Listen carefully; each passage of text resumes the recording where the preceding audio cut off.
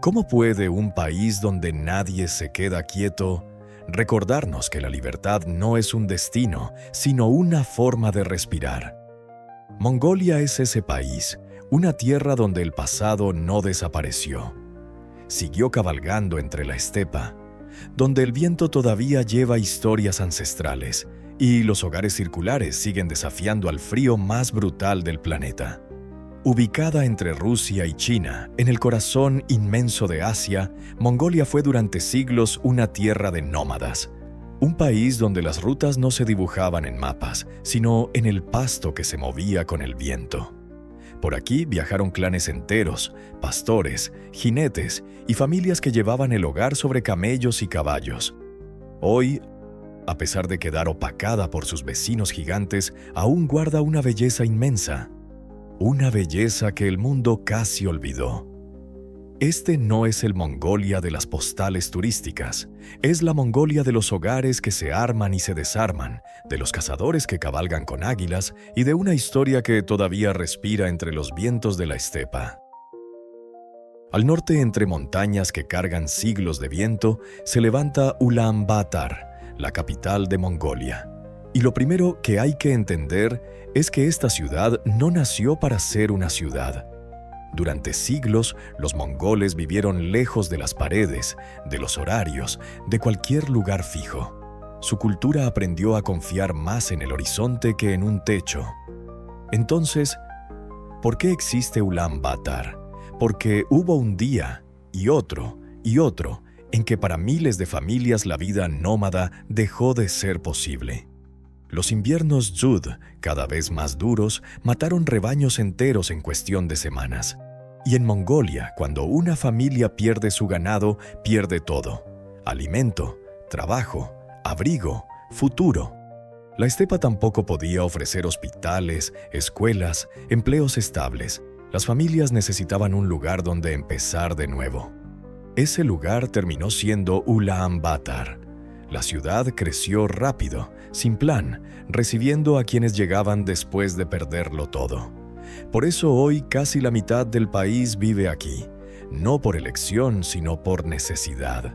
El centro parece moderno: edificios de vidrio, universidades, cafés llenos, tráfico incesante. Pero en las colinas otra Mongolia aparece. Los Yer Districts, miles de hogares circulares que ya no viajan, familias que dependen del carbón para sobrevivir al invierno, y un aire tan denso que convierte a Ulaanbaatar en una de las capitales más contaminadas del planeta. Ulaanbaatar no es la Mongolia antigua, pero tampoco es la moderna. Es el punto donde ambas intentan convivir: la tradición que resiste, la modernidad que avanza, y un país aprendiendo por primera vez lo que significa quedarse quieto, aunque sea un momento. Cuando dejamos atrás Ulaanbaatar, la ciudad desaparece rápido. El asfalto termina, los edificios se vuelven colinas y la estepa vuelve a abrirse como si nos invitara otra vez a su silencio. Aquí empieza el Altai, una cadena de montañas antiguas que marca la frontera entre Mongolia, China, Rusia y Kazajistán. Y en el corazón de estas montañas vive un pueblo único: los kazajos de Bayan-Olgi, la última comunidad del planeta que aún caza con águilas doradas. Aquí los hogares son circulares que desafían el invierno, jinetes que leen el viento como un mapa, y águilas doradas que vuelan como si siguieran una ley escrita antes de la historia. Cada jer de madera, lana y fieltro es un milagro del ingenio nómada. Se arma en 2 horas, se desarma en 2 más y resiste tormentas que congelan el mundo a menos 40 grados Celsius. El Altai es duro, salvaje, un reino donde el frío corta la piel y el silencio pesa como un recuerdo antiguo. Y sin embargo, aquí nació una tradición que no existe en ningún otro lugar del planeta. Desde hace siglos, los kazajos del Altai crían y entrenan águilas salvajes, no para el espectáculo, no para fotografías, sino para sobrevivir. Los cazadores buscan un aguilucho hembra en los nidos más altos de la montaña. La eligen joven, la adoptan y comienzan un vínculo que dura años, inviernos compartidos, cabalgatas interminables, vientos que borran el horizonte y noches donde solo se escucha el crujido de la nieve. Juntos cazan zorros y liebres para obtener pieles y alimento. La tradición no es un deporte, es un pacto entre dos criaturas que dependen una de la otra para atravesar el invierno. Y lo más increíble no ocurre cuando cazan, sino cuando se separan. Cuando el águila alcanza la madurez y podría vivir muchos años más con su cazador, él la lleva a lo más alto de la montaña y la libera. La deja volver al cielo, a su vida natural, a su destino, como si todo el tiempo compartido hubiera sido un préstamo y no una posesión. Porque en el Altai la libertad tiene un valor distinto. No es algo que se proclama, es algo que se practica. El Altai no solo resiste al paso del tiempo, lo desafía. En un planeta que reemplaza todo, esta tierra de Gers, montañas y águilas sigue recordándonos que la verdadera grandeza no está en construir hacia arriba, sino en vivir en equilibrio con lo que siempre estuvo aquí. Dejamos atrás las montañas del Altai, las águilas y el frío que corta la piel. Nuestro camino ahora se abre hacia el sur, hacia un lugar donde el mundo parece detenerse y donde cada paso se hunde en millones de años de historia. Entramos al desierto del Gobi, un mar de arena y piedra que guarda más secretos que muchos países enteros. El calor en verano puede subir a más 45 grados Celsius. El frío en invierno puede caer a menos 40 grados Celsius. Y el viento cambia el desierto como si cada día lo redibujara desde cero. Pero incluso acá la vida insiste. Los camellos bactrianos, con sus 2 jorobas y su caminata eterna, cruzaron estas tierras durante miles de años, llevando comida, lana y comercio a través de la ruta de la seda. Son animales pacientes, resistentes, capaces de pasar días sin agua y de sobrevivir al clima más impredecible del planeta. En algunas zonas las dunas se vuelven tan altas que parecen montañas móviles, y cuando el viento sopla emiten un sonido grave, como un instrumento antiguo, como un canto que vibra en el pecho. Por eso las llaman las dunas cantoras de Kongor. No se sabe exactamente por qué suenan así. Tal vez por la forma de los granos, tal vez por la humedad, o tal vez porque el Gobi tiene memoria y la está dejando escapar de a poco. Pero antes de seguir, el desierto cambia una vez más. Más al sur, cuando la arena desaparece y la tierra empieza a quebrarse en capas de piedra, aparece Tzaga'an Subarga, un acantilado inmenso modelado por el viento durante millones de años. Aquí el mundo se vuelve naranja, rojo, violeta. Paredes verticales caen como ruinas de un templo marciano, y el silencio es tan seco que parece que la tierra hubiera dejado de respirar. Dicen que hace millones de años esto fue un mar. Otros dicen que es la piel abierta del desierto. Pero al atardecer, cuando el sol cae sobre las paredes erosionadas, todo se enciende como fuego. Y uno siente que camina por un planeta que no existe en ningún mapa. No hay luces, no hay ruido, solo voz y un paisaje que parece imaginado. En su interior, en sus barrancos más rojos, guarda un secreto que cambió al mundo. En medio del Gobi, cuando pensás que ya viste todo, aparece un corte en la tierra que no se parece a nada. Bayansag, los acantilados llameantes, un lugar donde el desierto deja de ser arena y se convierte en fuego. Al atardecer, las paredes rojas brillan como brasas vivas. La luz golpea la roca y el paisaje entero parece arder por dentro. Por eso, los exploradores del siglo XX le pusieron este nombre. Pero lo más asombroso de Bayansag no es su color, ni su silencio, ni la sensación de estar en otro planeta. Lo más asombroso es lo que guarda debajo. Aquí, en este mismo suelo, se encontraron los primeros huevos de dinosaurio del mundo. Huevos reales, intactos, con embriones preservados durante millones de años. Un descubrimiento que cambió para siempre la forma en la que entendemos la vida en la Tierra. Y no fue lo único. En Bayansag aparecieron esqueletos completos, fósiles de criaturas que nunca habíamos imaginado.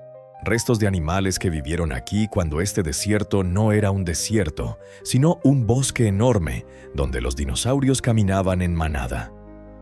El viento del Gobi, que hoy mueve arena y polvo, hace millones de años movía hojas. Y la tierra, que ahora parece muerta, fue un día un santuario de vida gigantesca.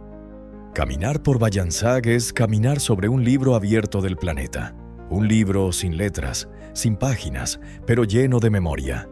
Cada piedra es un fragmento de algo que existió cuando nosotros no estábamos. Y cada barranco rojo es un recordatorio de que el tiempo tiene capas que nunca vamos a terminar de entender. Más al centro de Mongolia, donde la estepa se abre como un océano sin costas y el viento lleva siglos sin encontrar un obstáculo, existe un valle que no es solo geografía, es origen, el Valle del Orkhon. Este valle fue, durante más de 1000 años, el corazón político y espiritual de las tribus de la estepa. Un lugar donde se reunían clanes, donde nacían alianzas, donde los líderes decidían el destino de pueblos enteros. Y fue aquí, en estas colinas suaves, donde un niño llamado Temujin creció entre caballos y tempestades antes de convertirse en Genghis Khan, el fundador del imperio más extenso de la historia humana. Por eso, el Orkhon no es solo un paisaje hermoso, es la cuna de Mongolia, el punto donde la historia empezó a tomar forma.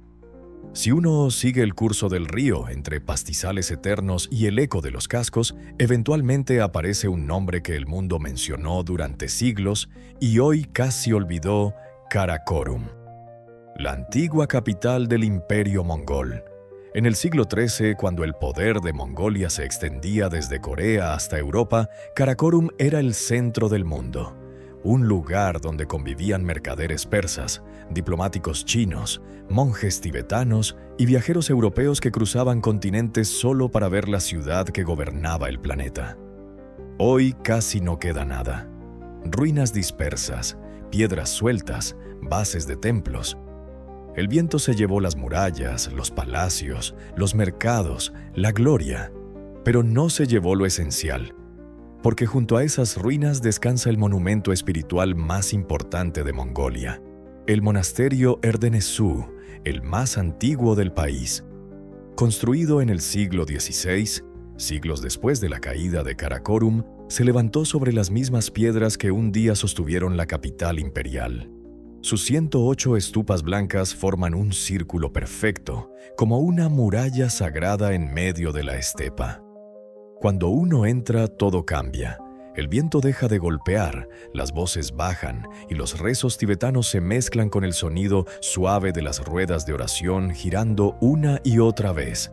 Erdenesú sobrevivió a invasiones, guerras y purgas. Fue destruido varias veces y siempre volvió a levantarse. Siempre. Porque en Mongolia la espiritualidad no es un edificio, ni un ritual, ni un libro. Es una forma de entender el mundo. Lo divino está en el viento, en la montaña, en el caballo, en lo que se mueve y en lo que permanece. Aquí, en el Valle del Orkhon, el pasado no está enterrado, está respirando. Más allá de las montañas y de los desiertos, existe una Mongolia más silenciosa e íntima, la Mongolia de los nómadas. Una cuarta parte del país sigue viviendo como hace cientos de años. No por tradición ni nostalgia, sino porque en estas tierras inmensas quedarse quieto nunca fue una opción. Aquí la vida empieza antes del amanecer. El hielo se quiebra bajo los cascos, los caballos sacuden la escarcha y el té humea sobre una estufa pequeña que mantiene vivo el hogar. Un hogar sin cimientos, sin dirección fija, que se arma y se desarma siguiendo al clima. El ger, madera y fieltro, es el corazón de la vida mongola, ligero para viajar, firme para resistir tormentas que congelarían ciudades enteras. Afuera, la estepa se extiende sin límites. Los nómadas leen el clima como quien interpreta un idioma antiguo. Saben cuándo mover el rebaño por la hierba, por el silencio de los animales, por el olor del viento antes de la tormenta. Sus migraciones siguen un ritmo ancestral. Veranos verdes, otoños junto a ríos densos, inviernos protegidos por montañas, primaveras donde nacen las nuevas crías. Todo depende de los animales: caballos, cabras, ovejas, yaks, camellos. Cada uno cumple un rol, cada uno es parte de la familia. Y cuando el frío se retira y la estepa vuelve a respirar, los nómadas empacan el ger y avanzan hacia un nuevo horizonte. Porque ser nómada no es vivir moviéndose, es entender que nada es permanente. Al caer la noche, los animales regresan al campamento. El cielo se llena de estrellas y el fuego ilumina el interior del ger con una calma que ninguna ciudad puede ofrecer. Aquí la vida no se acumula, se comparte, se sostiene, se mueve. Y mientras preparan el próximo viaje, uno entiende que en Mongolia la libertad no es una idea, es una forma de vivir. Al final de este viaje, cuando uno mira hacia atrás, Mongolia no parece un país, parece un movimiento, un lugar donde las casas caminan, donde los caminos se inventan y donde el hogar no es una dirección, sino todo aquello que puede seguirte si estás dispuesto a moverte. Aquí la estabilidad no está en las paredes, sino en la confianza en el horizonte. Nada es para siempre, ni el pasto, ni el clima, ni los imperios. Y tal vez por eso los mongoles entendieron algo que el resto del mundo olvidó: que lo único que realmente poseemos es la capacidad de seguir adelante. Mientras el mundo levanta edificios cada vez más altos para sentirse seguro, Mongolia sigue recordando que hay otra forma de vivir, ligero, atento, en diálogo con la tierra. Porque en esta esquina del planeta la libertad no se firma en papeles ni se encierra en fronteras. Se respira con el viento, se comparte alrededor del fuego y se guarda en cada ger que un día se arma y al siguiente vuelve a partir. Mongolia, la tierra donde las casas caminan, y donde tal vez, si escuchamos con calma, podemos aprender de nuevo qué significa ser verdaderamente libres. Así que, si querés seguir viajando, si querés descubrir otros mundos donde la vida late distinto, acompáñame. Porque todavía quedan países que guardan silencios antiguos, montañas que cuentan historias y caminos que solo aparecen cuando uno se anima a dar el primer paso.